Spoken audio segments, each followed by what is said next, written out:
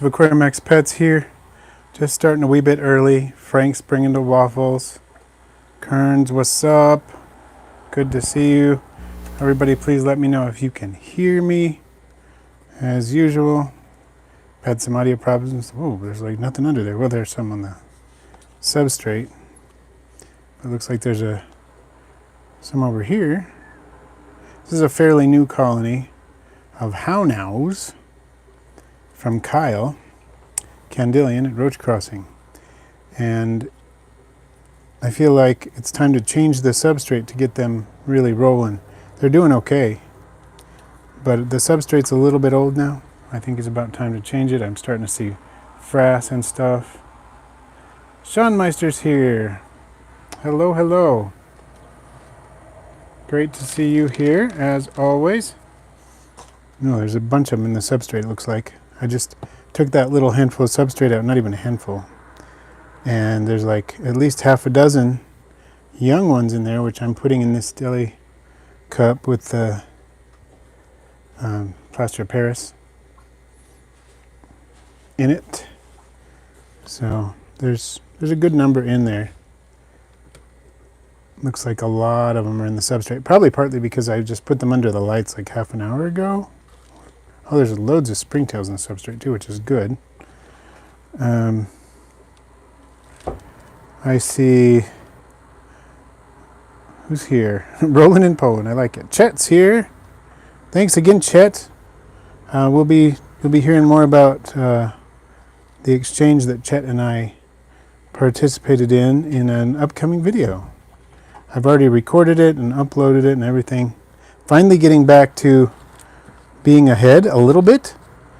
For a while there, it's been kind of touch and go, and I haven't been keeping up, having the videos in reserve, which is a horrible thing to happen. You never want that to happen, but life happens sometimes, and then that happens when life happens. You know what I'm saying? So I'm glad to be in a better spot now.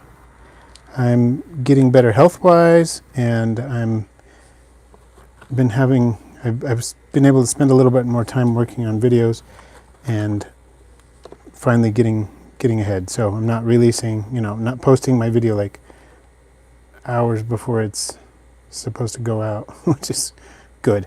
Has not been beneficial. All right, so I see who else is here. Mirva's here. Joseph Tavir is here. Lori Yodeski's here. Major WD, Zero Cool. Wayne. How do you say that, Wayne? Do you say Wayne Abetes? Wayne Abetes? How do you say it?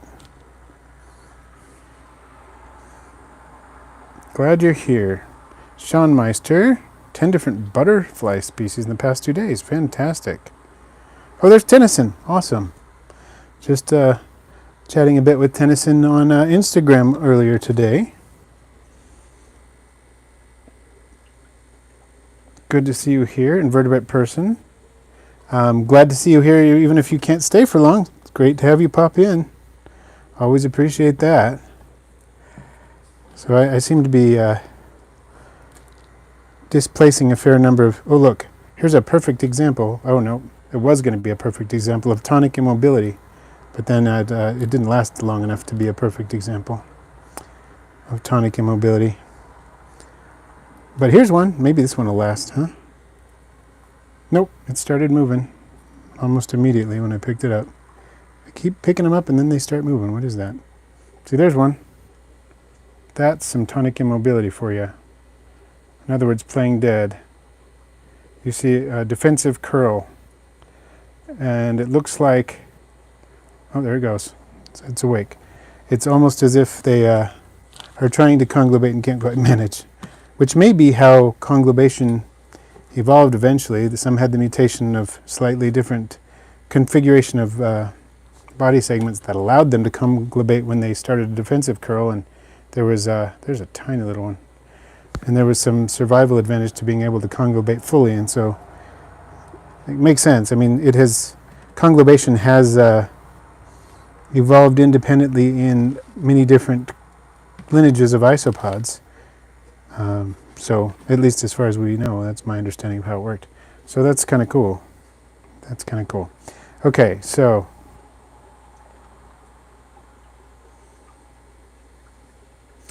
catching up on the chat a little bit. So yeah, I am getting better. I wouldn't say I'm 100%, but I would say I'm back to more or less normal activities beyond extra strenuous ones that I normally engage in, like going on longer hikes and things like that. I'm not doing that yet. I'm taking it a little slow getting back into my normal exercise routines. So not quite where I would like to be, but I'm further on than I was. Let's say it that way. I'm doing so much better.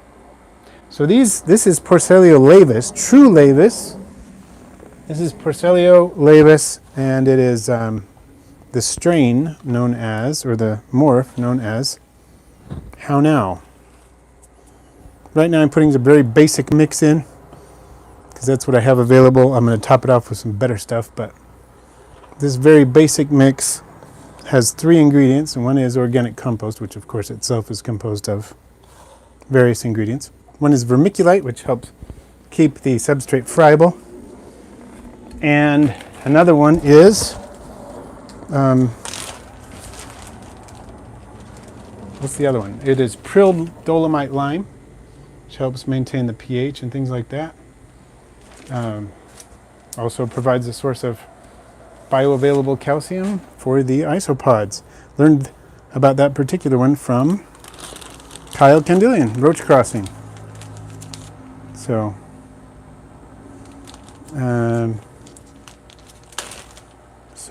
looking at the chat, I'm going to put some of the BioLife substrate on top because I love this stuff. It's more nutritious, got some rotten wood and leaves and things like that in there. So I'm definitely going to add some of that. Going to add a little bit more of the rotted wood.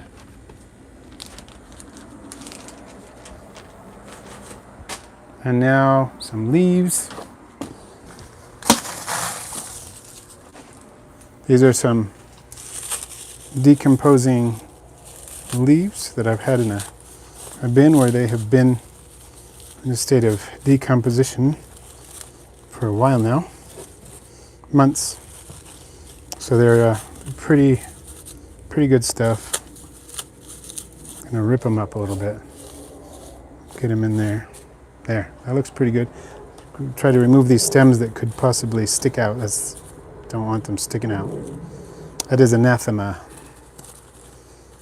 Don't want that. Don't want it to make a little ladder that they can climb out of. So yeah, this is Porcellio true laevis, Porcellio laevis. How now, the stock which Kyle Candelian isolated and from whom I obtained them. They are pretty cool. I like them. I'm going to feed them something. What should I feed them this time? I think I'm going to give them some fish flakes, kind of powder them up a little bit so they have to come and grab them. Maybe we can watch them munch for a little while, see if they'll do it. Hopefully they will.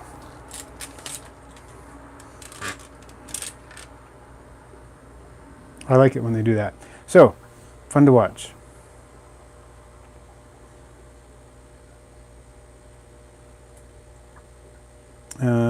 Safely rehome isopods. Well, from the standpoint of sending them to someone else, I do it all the time. So, you mean like shipping them to somebody? Codsworth? I'd be happy to explain that. See, and Sandy's here. Awesome. And yes, I think it is the radical rest. My wife was very good at helping enforce the radical rest. During my vacation period, it turned out that I was able to kind of ruin the vacation in some ways because I wasn't able to do some of the more adventurous stuff I would have preferred to do. But at the same time, I needed all the rest I could get, and so we did a lot of it. I skipped some live streams, you know, that kind of thing, and that helped.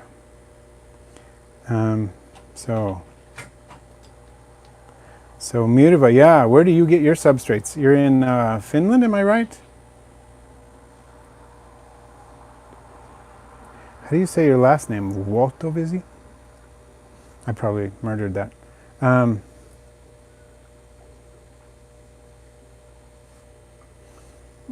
Let's see, young lad's here too.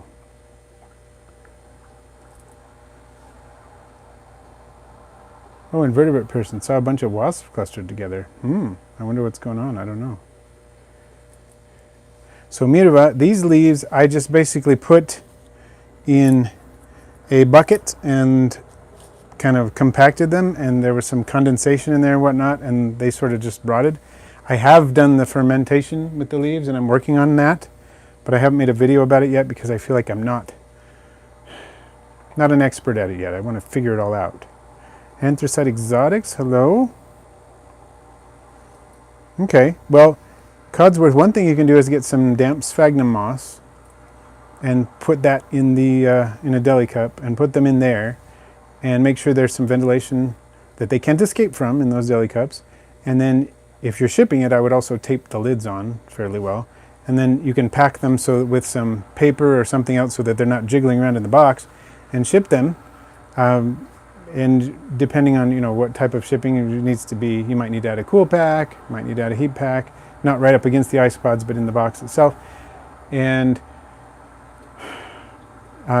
depending on where you live and whatnot, you may need to get permits and that kind of thing to ship them. If you're just trying to give them to someone else, you can use that same method, except you don't need to use the box. And just tell them to keep them out of extremes of temperature while they're traveling, and that pretty much works. Yes, she is. My wife is pretty darn awesome. I tell her that quite a lot. She should believe me more than she does.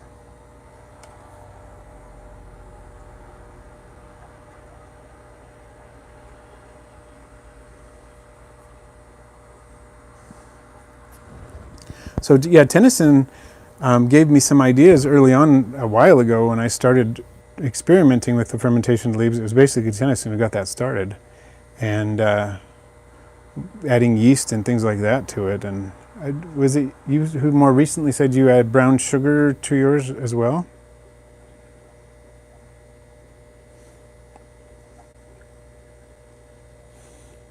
Okay, let's see. So on Patreon, I have a message from Rain Song for today. It says, "Hey Russ, do you have any tips on managing a soil mite explosion in the isopod bins / enclosures? I have / had so many in one of the boxes. They spread and were all over the shelves and other boxes' lids, and weird enough, it was the same bin that had the most springtails too, so I couldn't just freeze it all and throw it out and lose the springtails. Double-sided tape they just seemed to laugh at and walk across it like nothing. Yuck. Is there any kind of mites or anything similar that could actually harm or even kill live isopods at any age? And don't forget to remind people about the Discord server for Patreon subscribers. It's been really fun." Ah, that's right. Mirva is Rain Song. Awesome. Okay, so any tips on managing a soil mite explosion in the isopod bins enclosures? Well, first of all, let's unpack that just a little. Let's make sure that what we're dealing with is actually an issue with soil mites rather than an issue with, say, grain mites. We have to, those are going to be different issues with different solutions. I'm just adding a little bit of the pill diet from Incog Inverts. They like that stuff. Adding some of that too. Okay, so let's see. So when you look at a micro photograph like on Google, Mirva, with the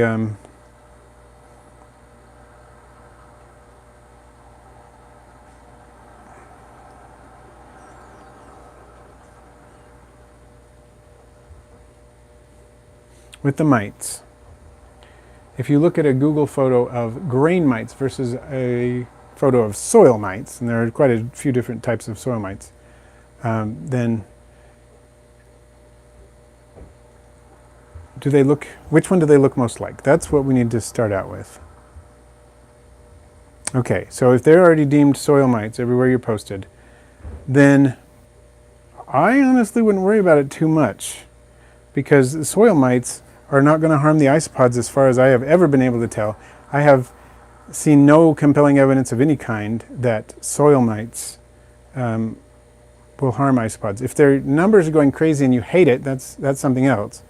And we do need to think about that. But as far as I know, the soil mites won't harm isopods.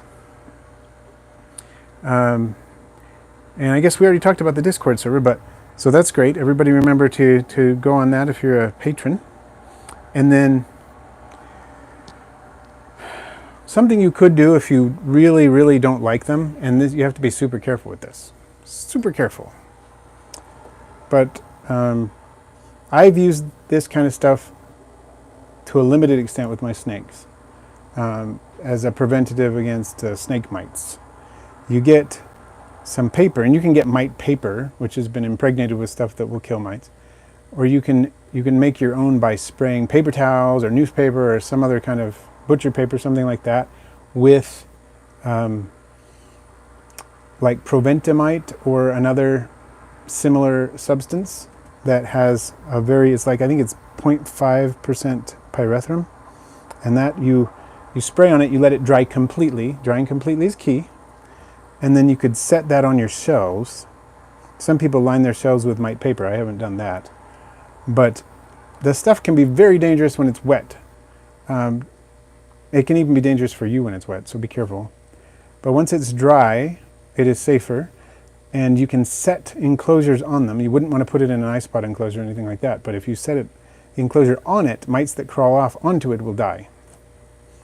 Now, I'm saying this having had some experience, limited experience, so I would say, if I hadn't had any experience on it, I would say something different, but having had some experience using it, I would say still do your research, but it can be an effective way to kill mites.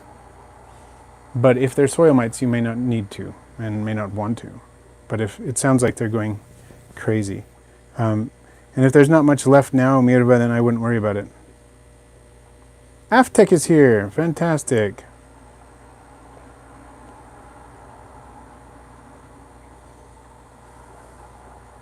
Okay, so what I see what you're saying, Tennyson, is that when you add brown sugar, and it can take proteins out, and it's not the same as fermenting.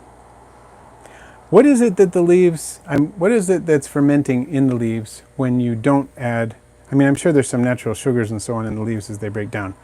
But is that what you're relying on with the fermentation? Because the fermentation has to react with carbohydrates, basically, in my understanding, of some kind to do anything. So when you don't add, say, molasses or brown sugar, is it just natural sugars in the leaves that are fermenting?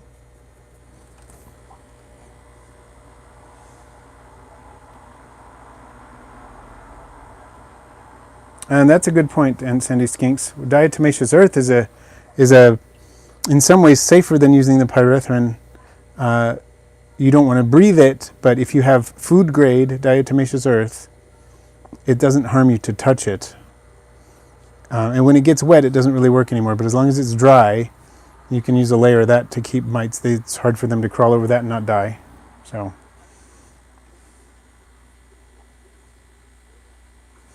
Okay, so I'm wondering, with Chet's comment, had mites on my Hoffman's egg that clung to their undersides and had to rinse them off with water a few times and switch enclosures to one under tray of diatomaceous earth before I got rid of them. I wonder if those were Hypopus stage grain mites, because Hypopus stage grain mites, I haven't heard of them attaching to isopods, but they do attach to various insects and things like that. So I'm wondering, with Hoffman's egg eye being so much bigger than other isopods, that there's something different and that allows them to attach in the Hypopus stage. Wondering about that. I'm going to be up on the TV. Awesome. I've always wanted to be on TV. Actually, I've been on TV a few times. But, cool.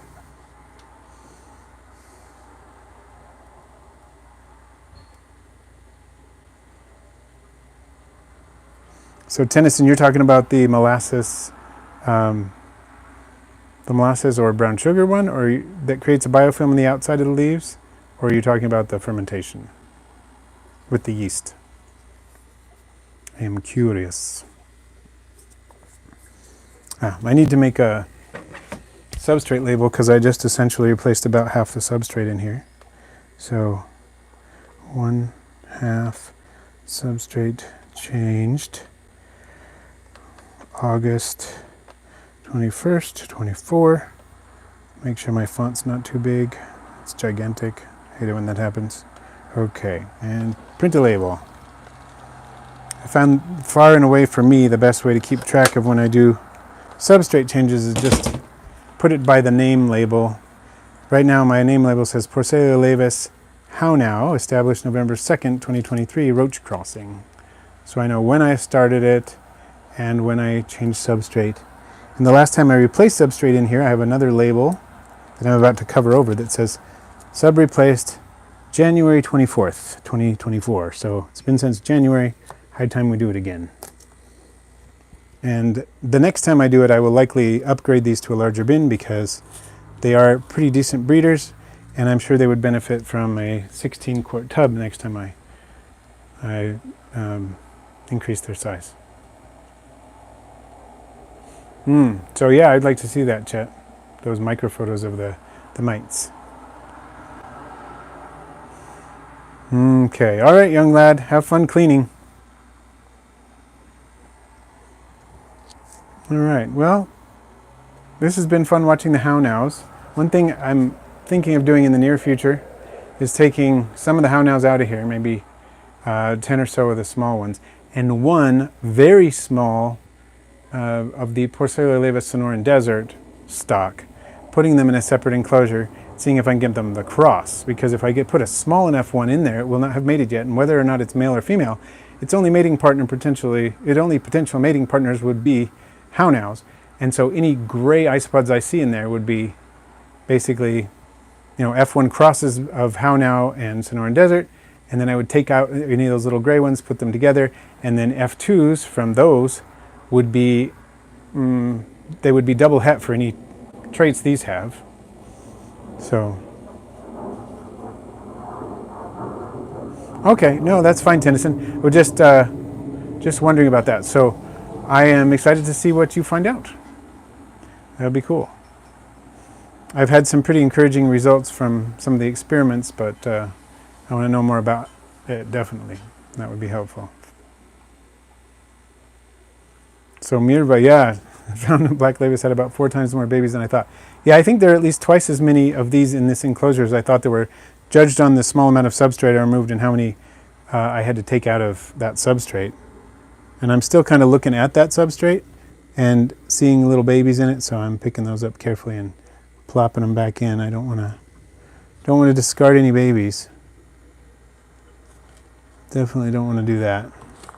I really like this morphin. It's basically, as milkbacks and dairy cows, they'll either be accepted as species that we can ship, which currently I just think they're still considered laevis for the purposes of shipping, kind of like Cubaris rubber duckies are considered Cubaris marina, but they're not, but they're considered Cubaris marina for the purpose of shipping across state lines. And dairy cows, milkbacks, are not laevis, but they're considered it for the purpose right now. I wonder if these are going to be their successors. And I think it would be really interesting to cross these with the Sonoran Desert, because these are descended from caramels, so they don't have any of the dark natural coloration. They don't have all of it. They're not as dark. So if I were to cross these, and then the F2s, in the F2s I might get some that have the full dark coloring with this trait on top of it, which would look something like a reverse milkback, I think, and I think that would be very cool. Okay.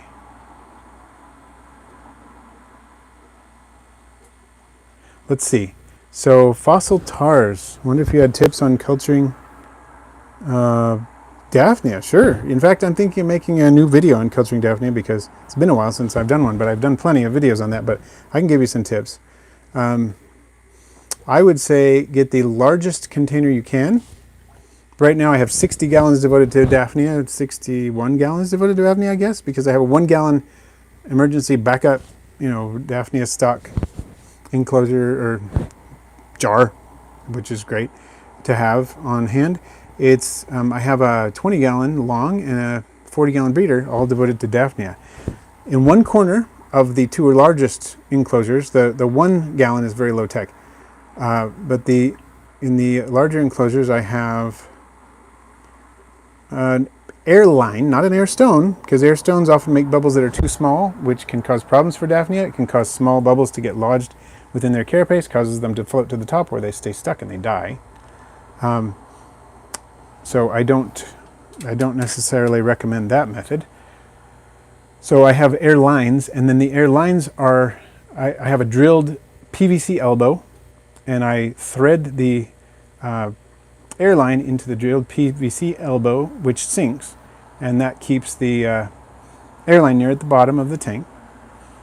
And then I have the air bubble kind of on a medium trickle with coarse bubbles coming up to the top. I have a light on one side. The light happens to be on the side with the bubbles, and I just did it that way. I'm not sure if that's beneficial or not, or if there would be a better way to do it. I just haven't really played with it because this way really works well. So I have a light on one side of the tank.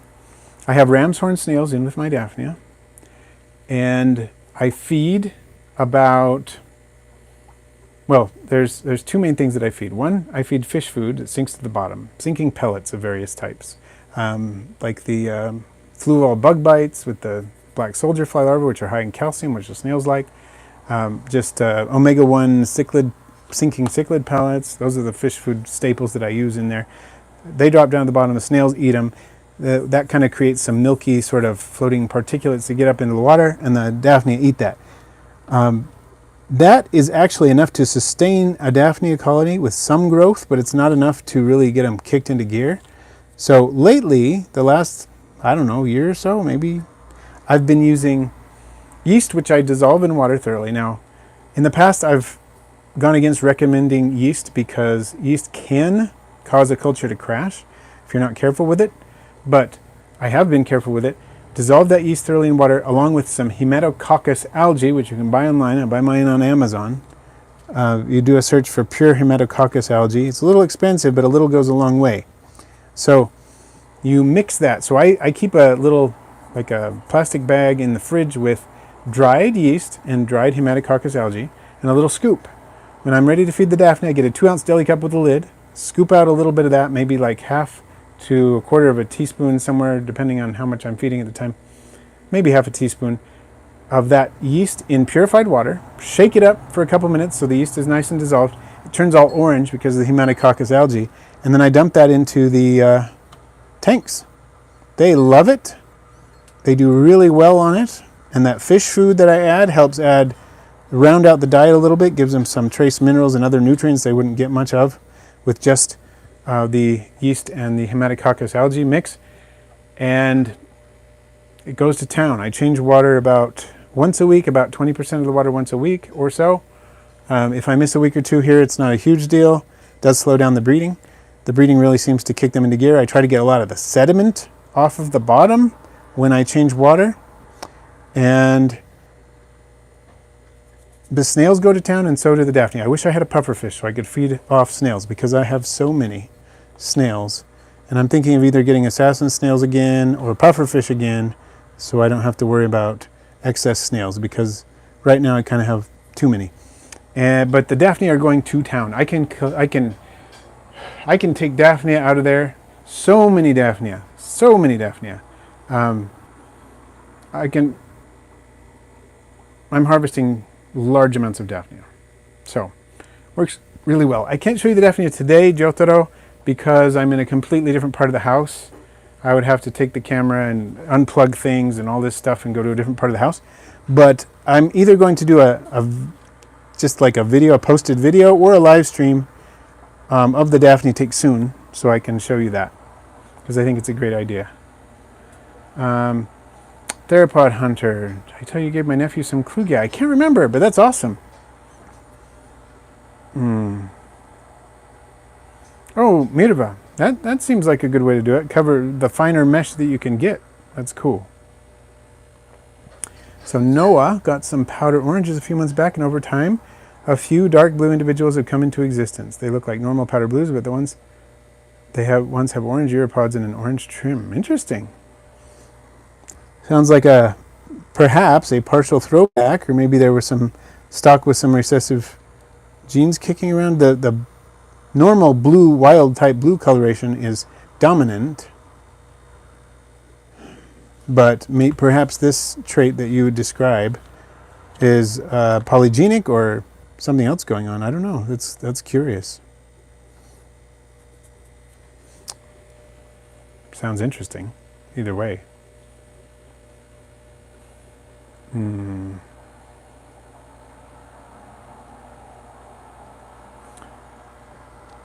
So hoping the isopods won't get stuck on the tape, but it's on the outside, of course. Yeah. Yeah, see if they've got to escape. Have I cultured copepods? Sort of incidentally, I have. I've had them in isopod cultures.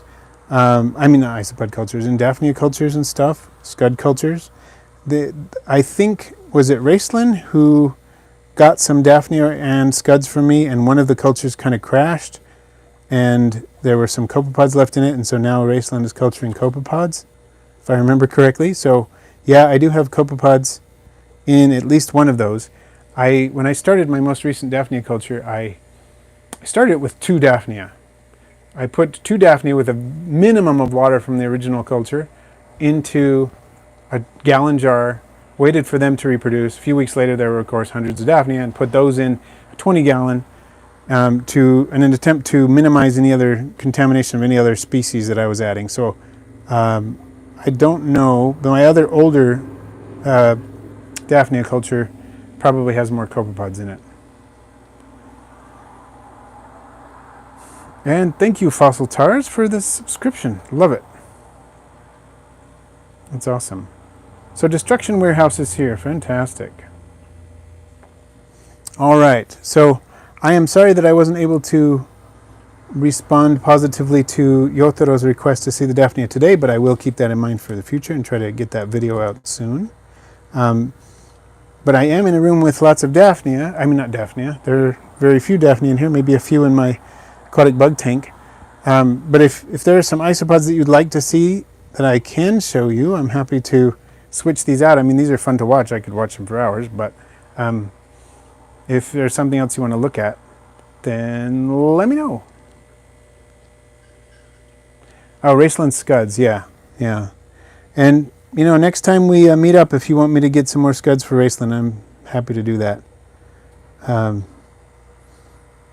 We'll probably be meeting up fairly soon. So if you just let me know if that's going to be useful. I'm happy to just toss some in with whatever we do when we trade. The real Daphnia are the friends we made along the way. Speaking of meeting up and thinking of friends we made along the way, it was super cool to meet 503 Menagerie, who I don't think is in the chat today, but I got to meet 503 Menagerie on Saturday, and it was so cool. 503 doesn't live here in the same state, but was traveling around for vacation, and as part of the trip, she and her family came down, and we got to meet up at Clint's Reptile Room. And of course, I love going to Clint's Reptile Room. I would live there if I could. It's awesome. And so we got to hang out, and for a good long time, it was like, what was it, 2.5 hours or something? And then we went and got pizza after, and it was so cool. So that was really fun. I love meeting online friends. If any of you are in, my area at some point, and it's awesome. I've gotten to meet Tennyson and Billy and Raceland. They live only about an hour away from me, but if you live in Utah or you are visiting Utah or whatever, it's always cool to be able to meet with you. Super cool. It was really fun to go bugging with Tennyson, Raceland, and Billy. We didn't find a ton of different things, but we did find a few cool things. None of the days were like, oh, that was an awesome collection day in terms of what we found, but it was still a lot of fun. And we did find some fun things. Last time we found some beetles that I hope Billy is going to be able to culture. We got some good number of water striders. Most of the ones I got were juveniles. There was like one adult and several juveniles, but now they're all adults. And I've seen them mating, and so I'm hoping to get breeding. They do breed in captivity pretty well. I got a video coming out about that pretty soon. What is the biggest individual isopod I have? Well, I no longer work with Porcellio expansus. It might be one of my Porcellio Hoffmannseggi black. Probably one of those.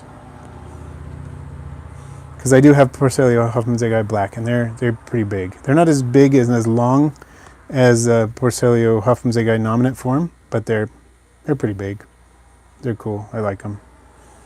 Yeah, Theropod Hunter. Yeah, Jules Lacerdas. We got to see one of the Jules Lacerdas of Clint's. We got to play with the Emerald Tree Skinks. Got to play with the... I had a dwarf reticulated, not super dwarf reticulated cow morph python. I was holding it for probably about an hour. We had a giant Madagascar hognose out, had a pygmy python out. Trying to remember what all was out. We got to meet a chuckwalla, Cuban false chameleon, 2 common snapping turtles.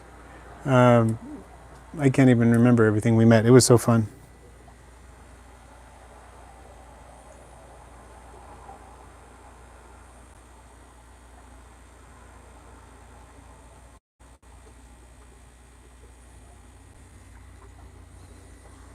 Yeah, it was very cool to be able to meet 503.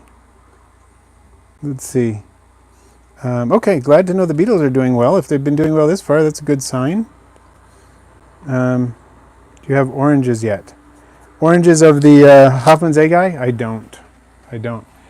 I must admit, I have greatly desired this. Dairy cows can get pretty monstrous too. I've seen some big ones, it's true. Oh, Laura Yodeski says the whole family's here. That's awesome. So,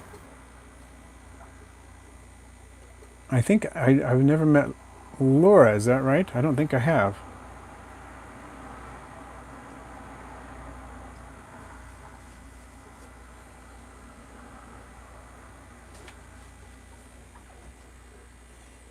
Oh, the scaber aren't proving out. Oh, that's crummy.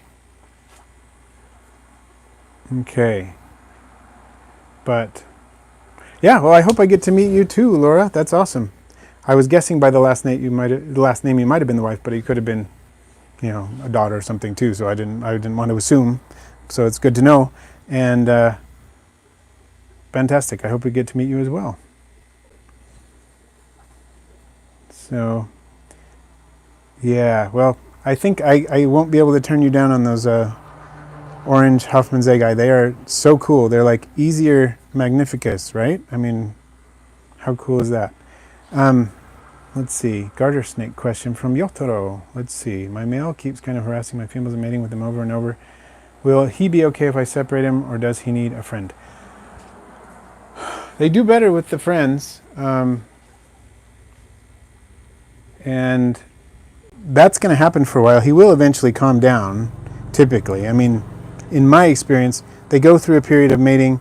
Once the female is impregnated or the season is over, then they'll dial it back quite a bit. So it might not be a huge deal. You can separate them if you have to for a while. It's not excellent to have garter snakes separate. I have to do it sometimes and I don't like it. Like right now I have a male plains garter. I've told you about this already. I don't know if everybody's heard it, but I lost my female plains garter in the spring, and I've been keeping him separate because I can't really put him with safely with anybody else. I've got like young females from different species I don't want to put him with, obviously. I don't have any of his same species, and I want to keep the males of my eastern melanistics with my female because I really want to see if we can get a fall clutch. So I don't really have a good way to put him with anybody else. He's okay. I don't think it's awesome, but he's okay.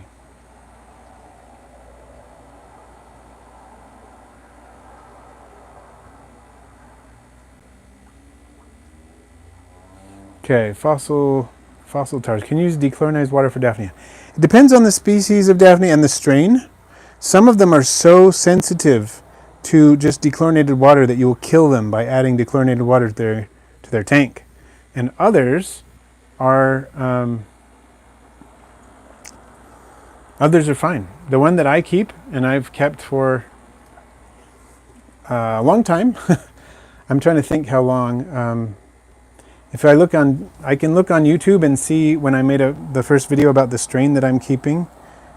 It's called like something like Daphnia Culture Outdoors. If any of you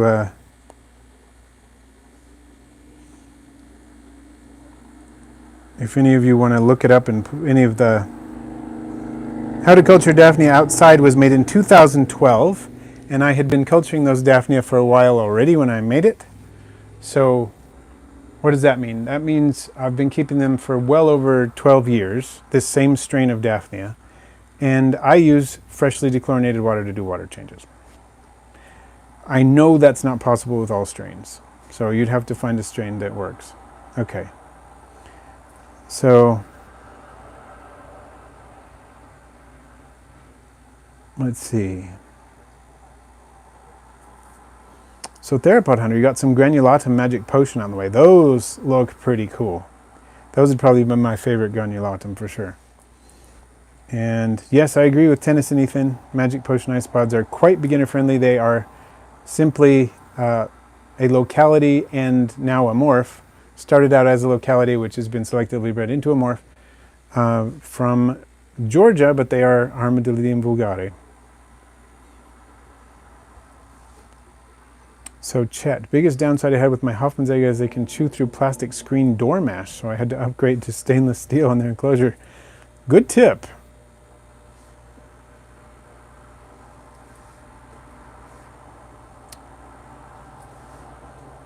Wow, Yotaro, that is weird. That is not something I've seen in my experience. So if you need to separate them for a while, I wouldn't worry about it.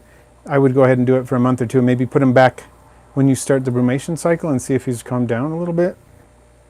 Like mine typically start wanting to brumate in as early as late August, my red-sideds, and definitely by September they're showing signs of wanting to brumate. So I'm going to start the cycle a little earlier and try to get them at least stop feeding them by probably the beginning to mid-October, so I can get them, well, probably mid-October, so by mid-November I can get them in the brumation chamber.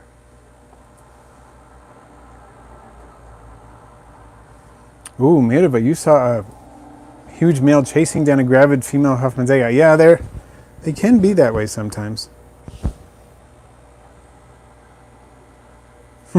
So Theropod Hunter, roughly 144 generations of Daphnia. Maybe even more, because the generation time for these Daphnia, depending on temperature, is about a week to 10 days. So it's even faster than a month. Oh, the white Huff. That's true, Tennyson, you do. I remember that now. I am struggling with, this is the thing, I think I've probably already mentioned this, that I'm really trying to focus on isopods I can ship, but at the same time, Hoffmannsegge are on my original permits. Not to ship, but to receive, so I don't feel so bad about that. And they're not crossing state lines anyway. That might be when I just have to go ahead and do, but definitely the oranges and maybe the whites too, we'll see.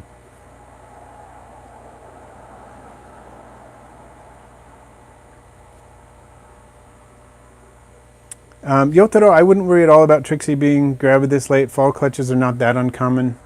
I've only had one so far, hoping I'm going to get another one soon. But they're not that uncommon, so I wouldn't worry about it. Some people, and I've never done this, but some people have just put the babies down for brumation right away. You know, they haven't eaten anything. You give them a week or two to do their thing, and then you could put them down. I wouldn't, but I've heard of people doing that. I would just see if you could get them through the winter eating. You probably will be able to. The babies are typically more likely to do that. But I've only had a fall clutch once. It was very small, but it worked fine, so I wouldn't worry about it. I think mine was, the fall clutch was produced like in October, so it's just kind of good luck. Maybe you'll have more babies this time too. It's not unlikely that you'll get more babies than you did last time. I love it, Mirva, that you just used the term flavored margaritas. Josh will be proud to hear that the name that he provided for Porcellio flavomarginatus is spreading, and it's spread at least all the way to Finland. So that's cool. So Michael Nichols, technically, if you were moving from Louisiana to Southern California, you'll need a permit to move your isopods. And technically, again, unless you have a containment facility, you can only move the approved isopods. You won't even, with the 21 species of approved isopods, you will only be able to move those. I know there are a lot of people who don't worry about that so much, but technically speaking, that's how it works.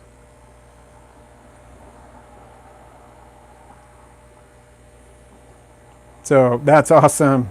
You wrote it on their enclosure label, Mira. Love it. So cool. Okay, rubber duckies I think I can do. Let me see what we got here. I'm gonna close these guys up. Well, I'm gonna get the rubber duckies first. Hopefully I can reach them from here. Rubber ducky, you're the one. Let's see. Sorry, just looking for rubber duckies here. There they are.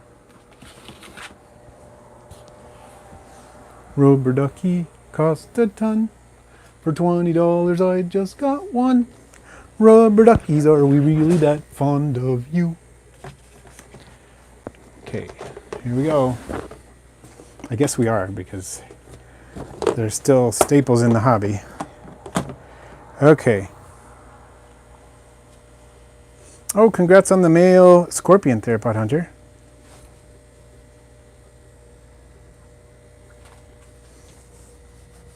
Okay, let's see. Trying to zoom in. There's a ducky. Check out the ducky. Right there. Look at that face. Let me see if I can get some others visible. I just need to make sure that I'm not carrying any little Lavis monk on my hands. That would be a disaster to get them in with the duckies.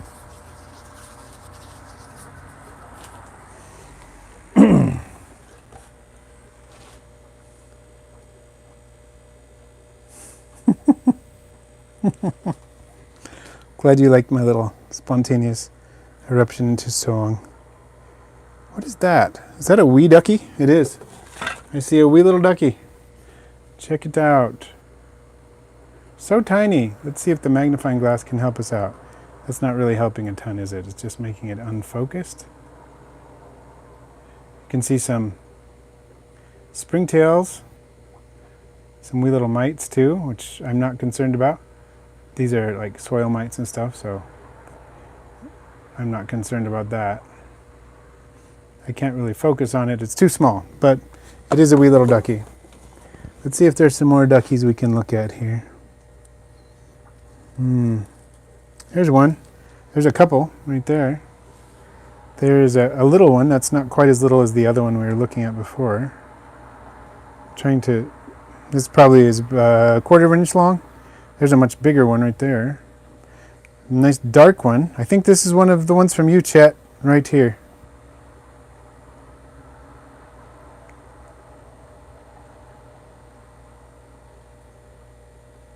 Oh, a car based on these, that would be cool. What would they call it? Where the rubber meets the ducky? I don't know what they would call it. Look at that face. I wish we had higher quality in live streams, but still, cute little face, right? Right?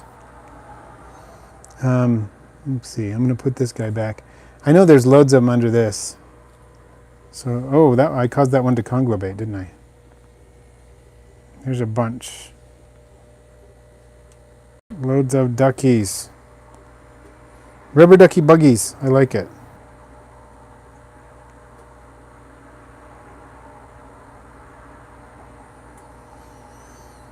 So Ethan, magic potions are a great one to start with. Gem mixes, Frank has a good point. Gem mixes are cool too. I really like gem mixes, probably more than I should. I feel like it's a guilty pleasure, but I love them. Because they're merely a mix of a whole bunch of different strains and so on, but I just love the colorful variety. Santa Lucia is a good one for that too, because there's a lot of variety naturally, but it's hard to find pure lines of them apparently. From what I understand, my line is probably not pure. Oh, the duckies get to a decent size. I mean, they're not gigantic, but they get to a decent size. Some of them get much bigger. I think it's the amber duckies get huge compared to these, and some of the other cubaris or supposed cubaris get fairly large, but yeah. A pine, hello. Look at that face. Looks like the quality is just a little bit better right now, so we get a good look at that ducky face.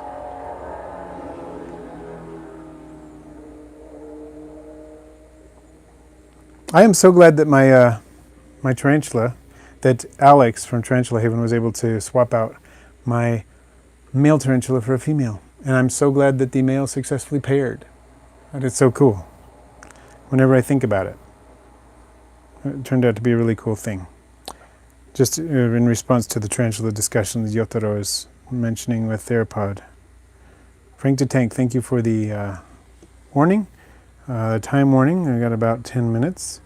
So we've seen some duckies. Always happy to showcase the duckies. Oh yes, fossil tars. I have raised triops and brine shrimp many times. I enjoy them all of those that you just mentioned.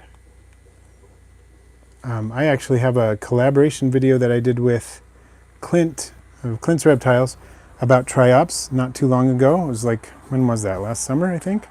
So you should check that out. Brine shrimp, I have some videos featuring brine shrimp, I think, but not on actually culturing them. I have experimented with culturing them, and I've done it to some extent, but I find it much more economical and efficient to just hatch them. So that's what I typically do, but I have raised them to adulthood more than one occasion and multi-generationally. And the triops I've raised many times and saved the eggs and raised more generations from those eggs and so on. I've done that many times as well. Do I have any isopod labeled as Nesodilo? I think so. Aren't the red tigers Nesodilo now? And I'm trying to remember. I used to have Nesodilo Archangeli, but I don't anymore.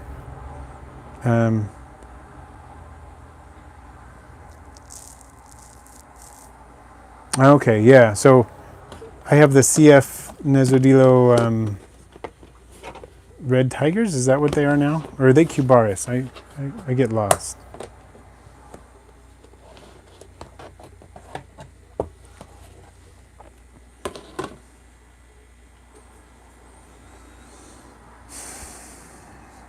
I'm going to switch to something else if... Really, they shouldn't have been moved. They're actually more like Cubaris, huh? Interesting.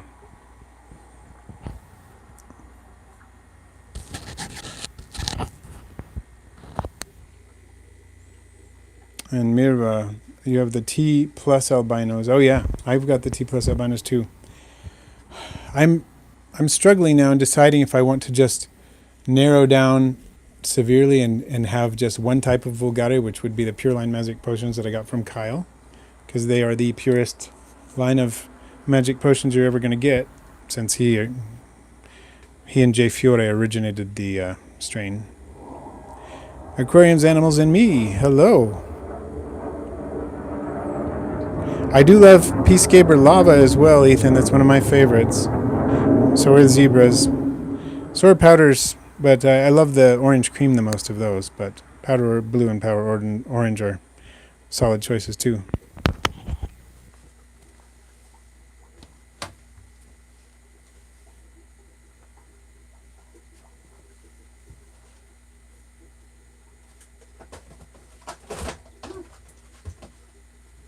Knock that over. I'm trying to figure out what a good ice spot to look at would be right now.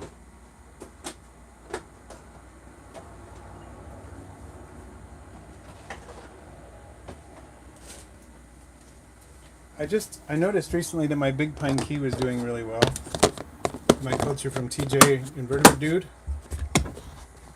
They don't breed super fast. They've definitely been breeding. And are looking good. I posted about them on Instagram recently, and I think I just want to show you because they're looking super cool. They're just so beautiful. So maybe these will be the last isopods we look at. Aquarium Animals and Me from New Zealand. That's awesome. Kia ora.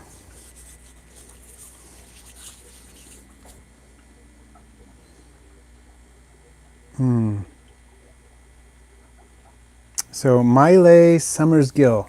With leopard geckos, I would go for either Porcelionides pruinosus, probably like the orange creams or the Oreos or some kind of party mix in there, Mile.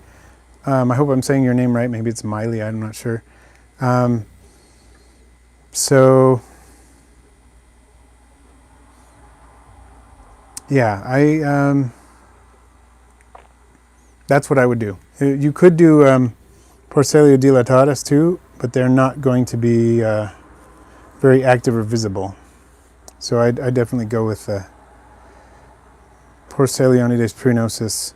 Do you like orange cream or Oreo crumbles or party mix? So look at these. I love how they're so variable. You look at some of them, they look like they've got the yellow markings. Some of them have like a red skirt. They've got really interesting things going on. Like the one on the left kind of has a red skirt and almost white markings, in my eyes at least. Let's look at some more. And you can see there are plenty of babies in there.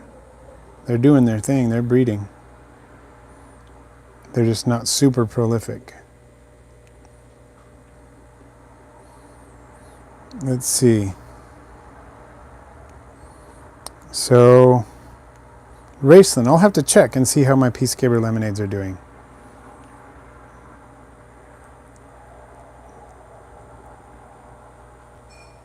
So Mirva, they have a proper moisture gradient, I trust.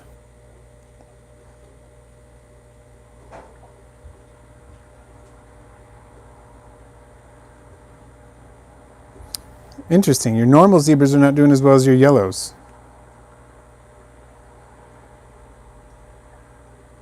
Thank you, Yotaro. Yeah, I think so too. Daft Boy, welcome. There's Champbara too. Welcome to you as well. So the American Line Magic Potion breed slower, get bigger, tend to have a lot more yellow on them. Definitely a way to go. So Marie, yeah, thank you. Okay, yeah, I wonder what's going on with your zebras. That's strange. Quite strange. See, the funny thing about these, they remind me of some others, is that they'll just sit there and all of a sudden they'll just shoot off. They'll take off. A little bit like, what's another one that does that? The red tigers, which I guess should be Cubaris species red tiger at this point. See, here goes that one. It's gonna take off in a second. There it goes. Awesome, Daft Boy. Good to hear it. Getting the isopods is something I highly approve of. They get zoomies. That's a good way to put it. I like it. These are a native species and a native locality. Here's a bunch more. These are native to Florida, this locality, native specifically to Big Pine Key. The species, if it is indeed a species, which is, I believe, I've heard from Tennyson and others that it's not actually Porcellionides virgatus. I think TJ mentioned that too. It's got to be something else. It just keys out that way. So they're similar enough that they are now regarded that way, but they're not going to be continued. They're not going to continue to be regarded that way, but they are native U.S. species and as such are cleared for shipping, which is awesome. And so I'll probably be selling some of these at some point. I don't have enough yet, but they are increasing. Oh, Florida Fasts are great too. Yeah, I got some from Kyle after my other colony got inundated with Silisticus convexus, which eventually outcompeted. When they're little, Silisticus convexus and Florida Fast look too similar to each other. They don't look that similar when they're older. When they're little, at least with my vision now, it was hard. So, yeah, Pine, it's lovely to see that we have people from all these different countries. We got New Zealand, we got Sweden, we got Finland. What other countries do we have? I don't even know. Got some in Great Britain. If you are from U.S. and you want to give your state, you don't have to. You could just say I'm from USA. If you're from a different country and you want to give that would be awesome. If everybody just does that as we close out. Like signing off from Finland or whatever. You know, that'd be kind of cool. And Laura is in Utah. Yes, that makes sense because so is Billy and so is Raceland, Tennyson, everybody. Okay. Ohio. Porcelio Bolivari, awesome, Daft Boy. Tennessee, Alberta, Canada. Did I know you were from Canada, Tima? I don't remember if I knew that or not. That's cool. And I'm going to use my magnifying glass, but it looks like a pine is also from Canada. Yep, awesome. Wayne's from Massachusetts. Or in Massachusetts, I should say. Not everybody necessarily from these places, but that's where they are located now. So Frank the Tank, I'm not too surprised. That's pretty cool. I've always wondered, because people, now I know what it is actually made of. Portugal here too, awesome.